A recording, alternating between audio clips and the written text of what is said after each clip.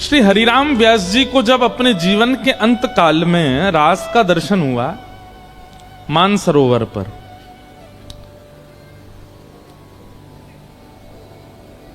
तो रास में एक लीला हुई कि ठाकुर जी और किशोरी जी में आपस में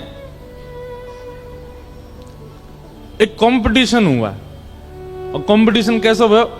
हरिराम व्यास जी देख रहे हैं और किशोरी जी और ठाकुर जी कह रहे हैं चलो अब दोनों में होड़ होएगी, कौन बढ़िया नृत्य करके दिखाएगा।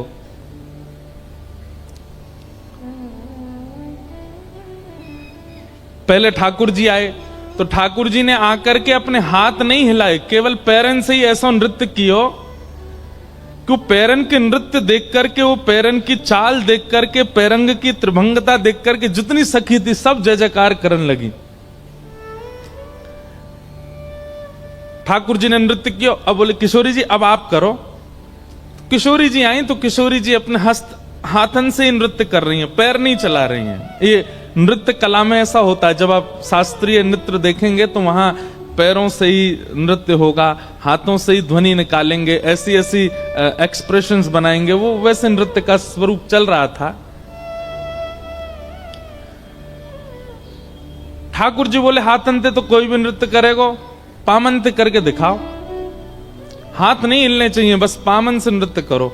तो किशोरी जी जैसे नृत्य करने आई तो आप नृत्य करते करते करते करते करते करते किशोरी जी ने ऐसी गति पकड़ी चरणन से कि सबके नेत्र खुले रह गए, अपलक नेत्रन से सब देख रहे हैं और श्री जी नृत्य कर रही हैं। हरिराम व्यास जी के नेत्र सजल हो गए किशोरी जी के नृत्य को देख के। लेकिन तभी क्या हुआ, किशोरी जी के एक चरण का नूपुर टूट गया। और जैसे ही नूपुर टूटा तो जब दो चरणों से जब नृत्य होता है तो दोनों चरणों के नूपुरों की ध्वनि से ही गति बनती है।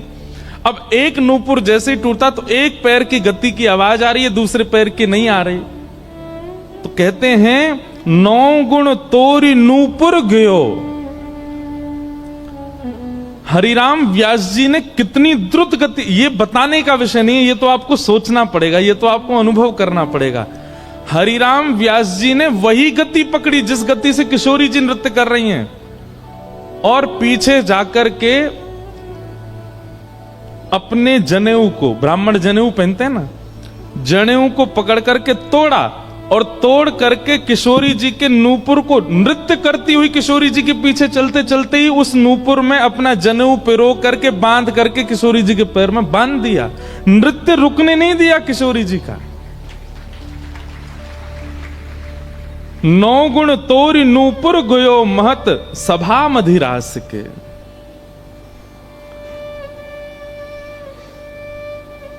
अब ये बताने में मैं बता भी नहीं पाऊंगा, आप ऐसे समझ भी नहीं पाओ। ये तो चिंतन करना पड़ेगा कि किशोरी जी नृत्य कर रही हैं, इतनी द्रुत गति से नाच रही हैं, और तभी हरिराम व्यास जी ने देखी कि एक नूपुर की ध्वनि नहीं आ रही, तो पीछे पीछे दौड़ करके और किशोरी जी के वह नूपुर को पकड़, दौड़ते दौड़ते पकड़ रहे हैं, उसमें अपना जनेऊ पिरो करके बांध करके किशोरी जी के चरण में बांध दिया। किशोरी जी रुकी नहीं है और वह जो प्रतियोगिता चल रही थी उसमें किशोरी जी की विजय हो गई, किशोरी जी जीत गई। वो तो आज तक निकुंज में ऐसी कोई प्रतियोगिता हुई ही नहीं जिसमें ठाकुर जी जीते हों, सब में श्री जी जीतती हैं।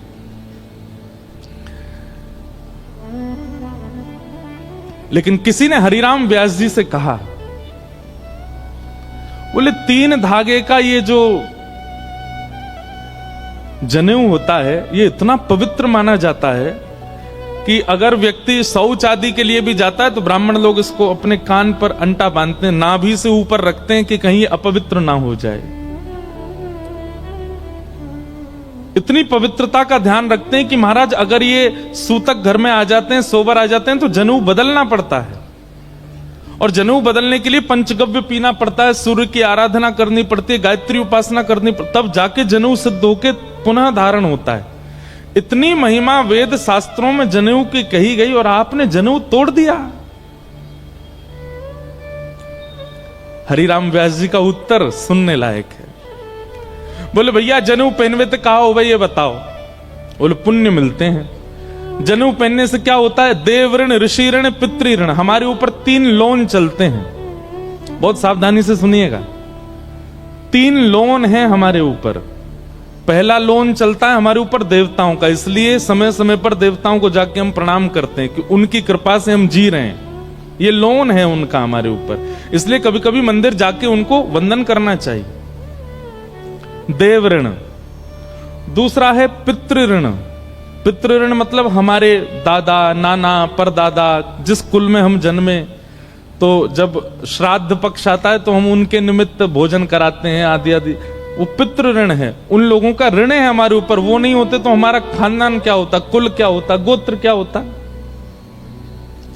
देव ऋण, पितृ ऋण, और तीसरा है ऋषि ऋण। हम सबके गोत्र हैं, कोई भरद्वाज है, कोई गौतम है, कोई अन्य अन्य, सबके गोत्र हैं। इसका मतलब हम उन ऋषि की परंपरा में हैं। ऋषियों के नाम से ही गोत्र होता है, गोत्र कोई अलग नहीं हो सकता।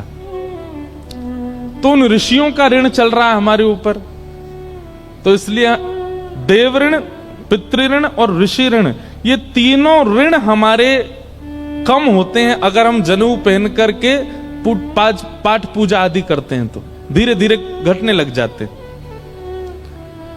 हरिराम व्यास जी बोले देव ऋण, ऋषि ऋण, पितृ ऋण घटते हैं, गायत्री की उपासना होती है, पुण्य की प्राप्ति होती है, स्वर्ग अपवर्गों की प्राप्ति होती है, धर्म सुदृढ़ होता है जनेऊ पहनने से। भैया तुम सबरे तो अपने पुण्यन को, धर्मन को, ऋणन को कंधा पे डारे डोलो, मैंने तो तोड़ के श्री जी के चरणन में बांध दिए। मेरे सबरे धर्म, मेरे सबरे पुण्य, मेरे सबरे जीवन के जो भी मोह प्राप्त होना होगा, सब मेरी किशोरी जी के चरणन में है।